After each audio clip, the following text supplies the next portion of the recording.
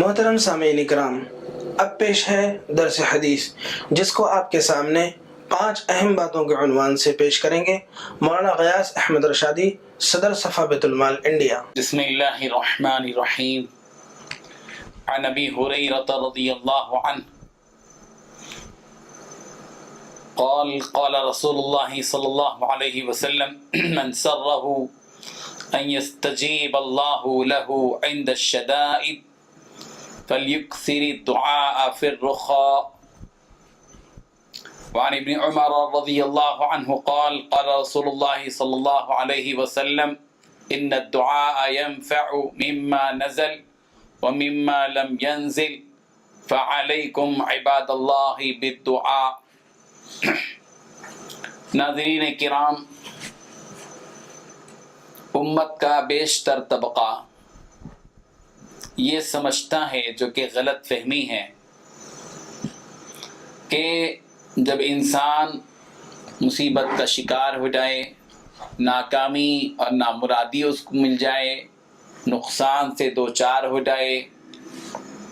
کسی گمبھیر پریشانی کا شکار ہو جائے، قید اور بند کی صعوبتیں آ جائیں، تنگدستی اور افلاس آ جائے، تو جب ہی اللہ تبارک و تعالیٰ سے دعا کرنا چاہیے۔ ایسا امت کا ایک طبقہ سمجھتا ہے۔ یہ نادانی کی وجہ سے ہے، اور اس حقیقت کو نہ سمجھنے کی وجہ سے ہے کہ ہم اللہ تبارک و تعالیٰ کے محتاج ہر حالت میں ہیں۔ ہمیں یہ نہ سمجھیں کہ ہم صرف غربت اور افلاس ہی میں، نقصان اور مصیبت ہی کے وقت میں اللہ کے محتاج ہیں، اور جب راحت ہو، آرام ہو، چین ہو، سکون ہو، اور اس وقت میں ہم اللہ کے محتاج نہیں ہیں۔ ایسی بات نہیں ہے۔ انسان بندہ ہے، فقیر ہے۔ اللہ تبارک و تعالیٰ نے پورے لوگوں سے خطاب کرتے ہوئے کہا، یا ایھا الناس انتم الفقراء الی اللہ، اے لوگو تم سب کے سب اللہ کے محتاج ہو۔ واللہ الغنی، غنی اور بے نیاز تو صرف ایک ہی اللہ ہے۔ چاہے مالدار ہو، چاہے غریب، چاہے امیر ہو، چاہے غلام، چاہے آقا اور سیٹھ ہو، چاہے وہ مزدور اور ملازم، چاہے بڑا ہو چاہے چھوٹا، چاہے مرد ہو چاہے عورت، چاہے بادشاہ ہو چاہے رعایا، سب کے سب اس کے محتاج ہیں، ہر حالت میں محتاج ہیں۔ ایسا نہیں کہ غربت میں، فقر و فاقے میں، مصیبت میں، بیماری میں، تنگدستی میں محتاج ہیں اللہ کے، اور عام حالت میں نہیں ہیں۔ ایسا نہیں ہے۔ اسی لیے اللہ تبارک و تعالیٰ کو ہر حالت میں پکارنا چاہیے۔ بھوک میں ہے جب بھی پکارو، پیاس میں ہے جب بھی پکارو، فراوانی ہے جب بھی پکارو، کھانا کھا چکے ہو جب بھی اللہ کو یاد کرو، جب بھی اس کو پکارو،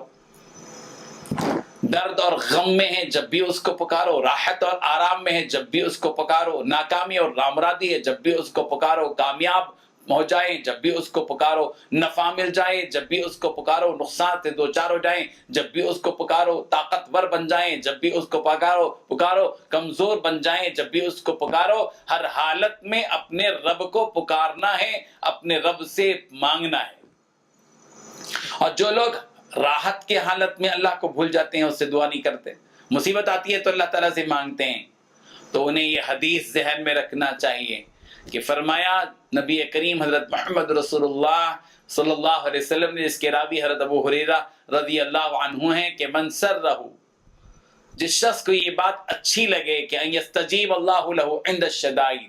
کہ اللہ تبارک و تعالیٰ مصیبتوں کے وقت میں اس کی دعا کو قبول کرے، جس کا یہ جی چاہتا ہے، اس کو چاہیے کہ فلیکثر الدعاء فی الرخاء، اس کو چاہیے کہ وہ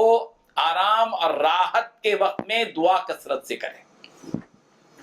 ہماری دو حالتیں ہیں، ایک حالت وہ ہوتی ہے جس میں ہم آرام میں ہوتے ہیں، راحت میں ہوتے ہیں، سکون میں ہوتے ہیں، چین میں ہوتے ہیں، نفع ہمیں ملا ہوا ہوتا ہے، کامیابی ہمیں ملی ہوئی ہوتی ہے۔ اس وقت میں جب ہم اللہ تبارک و تعالیٰ سے کثرت سے دعا کریں گے جب بھی، تو اللہ تعالیٰ کو یہ بات اچھی لگے کہ میرا بندہ راحتوں کے ماحول میں بھی مجھے یاد کرتا ہے، نفع کے عالم میں بھی مجھے یاد کرتا ہے، عزت کی بلندی ملتی ہے تو جب بھی وہ مجھ کو یاد کرتا ہے، شہرت کی بلندی ملتی ہے جب بھی وہ مجھ کو یاد کرتا ہے، رزق کی فراوانی ملی ہے جب بھی وہ مجھ کو یاد کرتا ہے، صحت کی نعمت ملی ہے جب بھی مجھ کو یاد کرتا ہے۔ جب بندہ ان اچھی حالات میں کثرت سے اللہ تبارک و تعالیٰ سے دعا کرے گا، اللہ تبارک و تعالیٰ اس وقت میں اس کی دعا کو جلد قبول کریں گے جب وہ مصیبت کا شکار ہو جائے گا، جب وہ بیمار ہو جائے گا، جب وہ فقر و فاقے میں مبتلا ہوگا، جب وہ کسی مصیبت کا شکار ہو جائے گا، جب وہ کسی بلا میں مبتلا ہو جائے گا، جب وہ قید اور بند کی صعوبتوں میں ہوگا، جب اللہ تبارک و تعالیٰ اس کی دعا کو قبول کریں گے۔ اور دعا جو ہے وہ جو مصیبتیں اتری ہیں اس کے لیے بھی نافع ہے، اور جو مصیبت ابھی نہیں آئی اس کے لیے بھی نافع ہے، اس کے لیے بھی نفع مند ہے۔ یہی وجہ ہے کہ حضرت عبداللہ ابن عمر رضی اللہ عنہ راوی ہیں، اللہ کے رسول صلی اللہ علیہ وسلم نے ارشاد فرمایا، ان الدعاء ينفع مما نزل ومما لم ينزل، کہ بے شک دعا نفع دیتی ہے، کام دیتی ہے ان چیزوں کے بارے میں بھی، ان مسائل میں بھی جو نازل ہو گئیں، اور مصیبتوں کے بارے میں بھی جو ابھی نازل نہیں ہوئی ان میں بھی نفع دیتی ہے۔ اسی لیے اللہ کے رسول صلی اللہ علیہ وسلم نے فرمایا، فَعَلَيْكُمْ عِبَادَ اللَّهِ بِالدُّعَاء، بس اے اللہ کے بندو تم لازم پکڑو دعا کرنے کو، ہمیشہ اللہ تبارک و تعالیٰ سے دعا کرتے رہو، گڑ گڑاتے رہو اللہ تبارک و تعالیٰ سے، مانگتے رہو اس سے۔ اور دعا جو کی جاتی ہے وہ رسمی دعا نہیں کہ دماغ کہیں اور ہے، ہاتھ دونوں اللہ تعالیٰ کے سامنے ہیں اور ادھر دیکھ رہے ہیں اور ادھر دیکھ رہے ہیں، دماغ کہیں اور ہے، بازار میں ہے اور دعا کی جا رہی ہے، اور آمین ایسی بے نیازی سے کہہ جائیں کہ دیا تو دے ورنہ نہیں، کوئی بات نہیں، نو پرابلم۔ نہیں، دعا کا یہ طریقہ نہیں ہے۔ دعا جب ہم دعا کے لیے دونوں ہاتھ اٹھائیں پوری یکسوئی کے ساتھ، کہ جیسے انی وجہت وجہی للذی فطر السماوات والارض، جیسے نماز کے لیے جب بندہ اللہ تبارک و تعالیٰ کی بارگاہ میں کھڑا ہوتا ہے تو کہتا ہے کہ میں نے اپنے آپ کو متوجہ کر لیا اس پروردگار کی طرف جس نے آسمان اور زمین کو پیدا کیا، اس پروردگار کے طرف اپنا جب وہ رخ کرتا ہے تو اس وقت میں اس کا دل و دماغ اب عبادت کے وقت میں اللہ تعالیٰ کی طرف ہوتا ہے۔ ویسے ہی جب وہ بندہ اپنے پروردگار سے دعا کرے، اپنے دونوں ہاتھ اٹھائے، تو اس کا رخ جہاں قبلے کی طرف ہوتا ہے اس کا دل اللہ تبارک و تعالیٰ کی طرف ہونا چاہیے، اور اسی لیے مضطر کی کیفیت میں دعا ہونا چاہیے،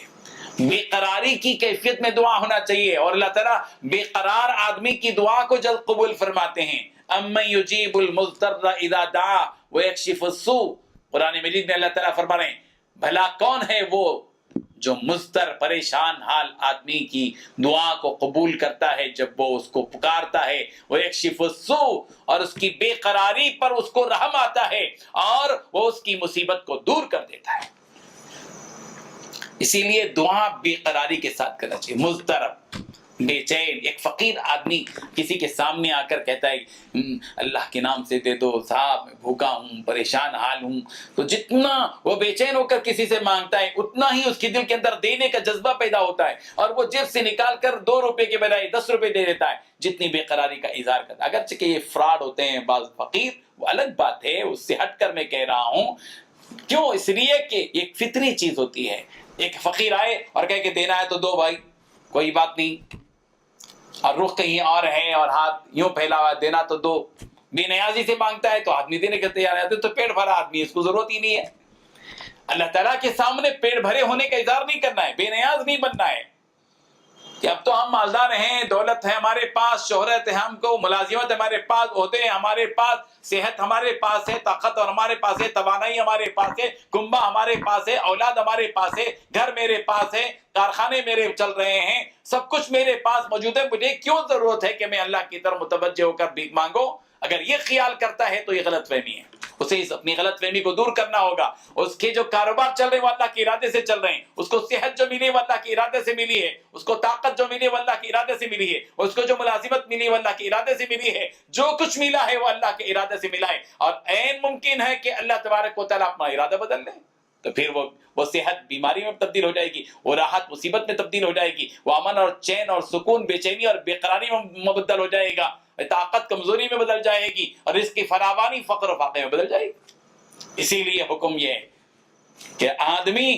بےقرار ہو کر اپنے رب سے مانگے، رب مانگے، اپنے دونوں ہاتھ اٹھے ہوئے ہوں، اپنے رب کی طرف متوجہ ہو، آنکھ بند کر بھی کر کیا ہوا ہو، اور اپنے رب کا استحضار موجود ہو، میں ایک بندہ، میں حقیر بندہ، میں گنہگار بندہ، اپنے رب کی طرف متوجہ ہو کر بھیک مانگ رہا ہوں، اپنے آپ کو بھکاری بنا دینا اور اپنے رب کو غنی اور بے نیاز سمجھ کر مانگنا، یہی ہے وہ آداب جو دعا کے میرے اور آپ کے پیارے آقا حضرت محمد رسول اللہ صلی اللہ علیہ وسلم سکھائے ہیں۔ اللہ تعالی ہم سب کو اسی اضطراری کیفیت کے ساتھ دعا کرنے کی توفیق عطا فرمائے، آمین۔ وآخر دعوانا ان الحمد للہ رب العالمین۔ رمضان يا شهر الهدى يا شهر الندى يا شهر البركات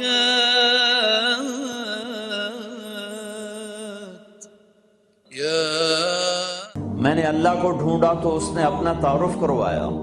اللہ لا الہ الا ہو الحی القیوم،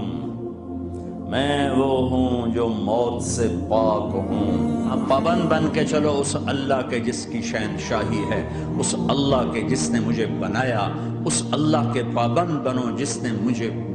آنکھوں کا نور دیا، زبان میں بول دیا، جسم میں طاقت دی، عقل کو سمجھنے کے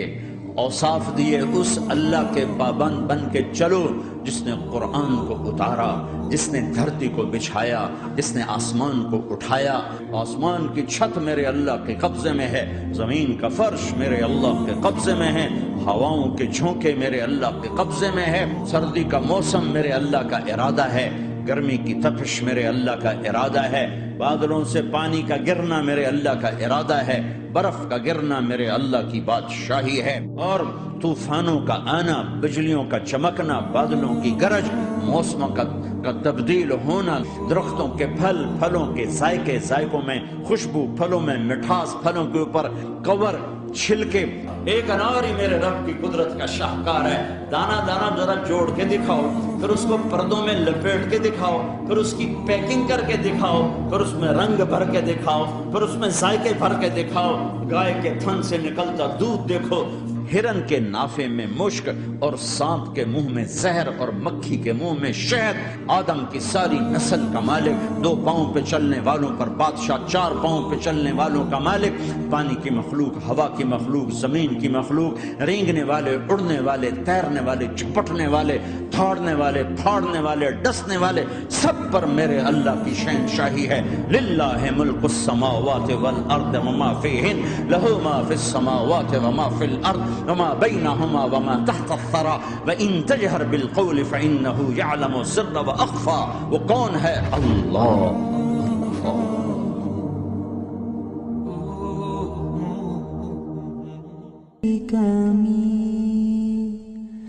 نبی نبی نبی نبی نبی نبی نبی یا رسول اللہ سلام علیک یا رفیع الشان والدرج رسول رسول رسول رسول رسول رسول رسول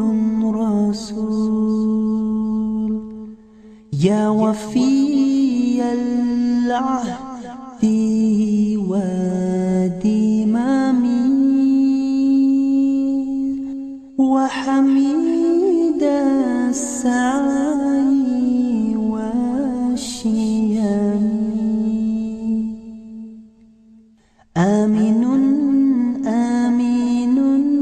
آمين آمين آمين آمين